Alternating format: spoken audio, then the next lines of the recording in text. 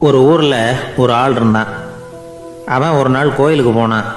கடவுள்கிட்ட வேண்டிக்கிட்டான், எனக்கு ஒரு 1,00,000 ரூபா நீ கொடுத்தா நான் உன் சன்னதியில் ஒரு தேங்காய் உடைக்கிறேன் அப்படின்னு வேண்டிக்கிட்டான். கடவுள் பார்த்தார். உடனே அவன் கண் முன்னாடி தோன்றினார்.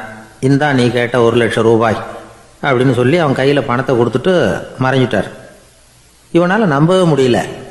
இவ்வளவு சுலபமாக கிடைக்கும்னு தெரிஞ்சிருந்தா அனாவசியமாக ஒரு தேங்காய் உடைக்கிறேன்னு வேண்டியிருக்க வேண்டியது இல்லையே அப்படின்னு நினச்சான்.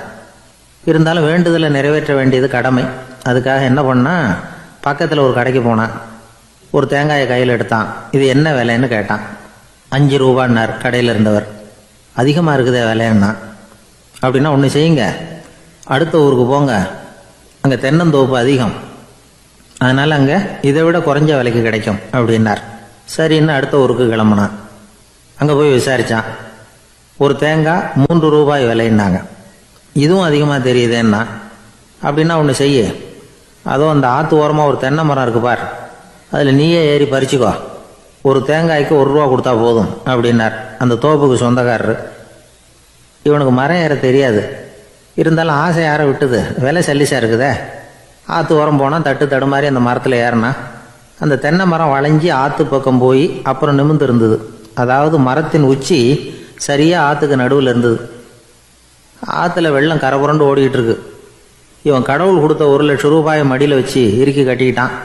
உச்சிக்கு போய் காய் பறிக்கிற சமயத்தில் காற்றும் மழையும் பலமாக கலந்து அடிக்க ஆரம்பிச்சுட்டுது. கால் வழுக்கி விட்டுட்டுது. இவன் சடார்னு ஒரு தென்னை மட்டையை பிடிச்சிக்கிட்டு தொங்க ஆரம்பிச்சிட்டான். கீழே பயங்கரமான வெள்ளம், மடியில் 1,00,000 ரூபா பணம், என்ன செய்யறதுன்னு தவிக்கிறான். இந்த சமயம் கரையில் ஒரு யானை பாகன் யானையை குளிப்பாட்டிக்கிட்டு இருக்கிறான். அது அவன் கண்ணில் பட்டுது. ஐயா ஒரு உதவின்னு கத்துனான். அவன் என்ன செய்யணும்னு கேட்டான்.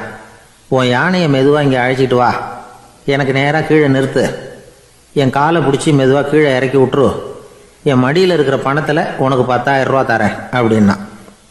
அவன் பார்த்தான். காலை கையை பிடிச்சா கூட எவனும் இந்த காலத்தில் 10 ரூபாய்க்கு மேலே தரமாட்டேங்கிறான்.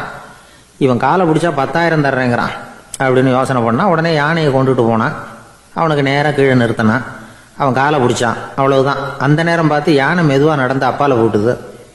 இப்போ யானை பாகன் அவன் காலை கெட்டியாக பிடிச்சிக்கிட்டு தொங்குறான். பரிதாபமாக மேலே பார்க்குறான். அவன் மட்டையை பிடிச்சிக்கிட்டு தொங்குறான். இப்போ யானை பாகன் சொல்கிறான், தம்பி மட்டையை விட்டுறாத, கெட்டியாக பிடிச்சிக்கோ, நான் உனக்கு 10,000 ரூபா தரேன், இதோ மடியில் தான் வச்சுருக்கேன்னா. மேலே தொங்குறவனுக்கு இந்த நிலைமையிலேயும் ஒரு சந்தோஷம், மேற்கொண்டு ஒரு 10,000 ரூபா நமக்கு கிடைக்கும் போல இருக்கே அப்படின்னு. இந்த சமயத்தில் ஒருத்தன் ஒட்டகத்தை ஓட்டிகிட்டு வந்தான் அந்த பக்கமாக குளிப்பாட்டுறதுக்கு. யானை பாகம் பார்த்துட்டான். ஐயா ஒட்டகக்காரரே, அதை இங்கே கொண்டுட்டு வா, எங்கள் காலை பிடிச்சி பத்திரமா இறக்கி விடு, நாங்கள் பணம் கொடுக்குறோம்னா. அவனும் பணத்துக்கு ஆசைப்பட்டு வந்தான். அவன் காலை பிடிக்கிற சமயம் ஒட்டகமும் நழுவி போட்டுது. இப்போ 3 பேருமே வரிசையாக தொங்குறாங்க. ஒட்டகக்காரன் கத்துறான், தம்பி மட்டையை விட்டுறாத, கெட்டியாக பிடிச்சிக்கோ, நான் என் மடியில் இருக்கிற 5,000 உனக்கு தந்துடுறேன்னா. மேலே தொங்குறவனுக்கு இன்னமும் சந்தோஷம், இவனும் பணம் தர்றேங்கிறான். அப்படின்னா இன்னைக்கு நமக்கு மொத்த பண வரவு எவ்வளவு அப்படின்னு ஒவ்வொன்றா கூட்டி பார்க்க ஆரம்பித்தான். மனக்கணக்கு சரியாக வரல. அதனால் அப்படியே விரலை விட்டு எண்ண ஆரம்பித்தான். அவ்வளவுதான். மட்டையை விட்டுட்டு கை நழுவி வந்துட்டுது. 3 பேரும் பொத்துன்னு ஆற்றுல விழுந்தாங்க. படாத பாடுபட்டு தட்டு தடுமாறி கரைக்கு வந்து சேர்ந்தாங்க. 3 பேர் மடியில் இருந்த பணமும் ஆற்றோட போட்டுது. பேராசை பெருநஷ்டம் அப்படின்னு ஒரு பழமொழி இருக்குல்ல, அதை விளக்கறதுக்காக சொல்லப்பட்ட கதை இது.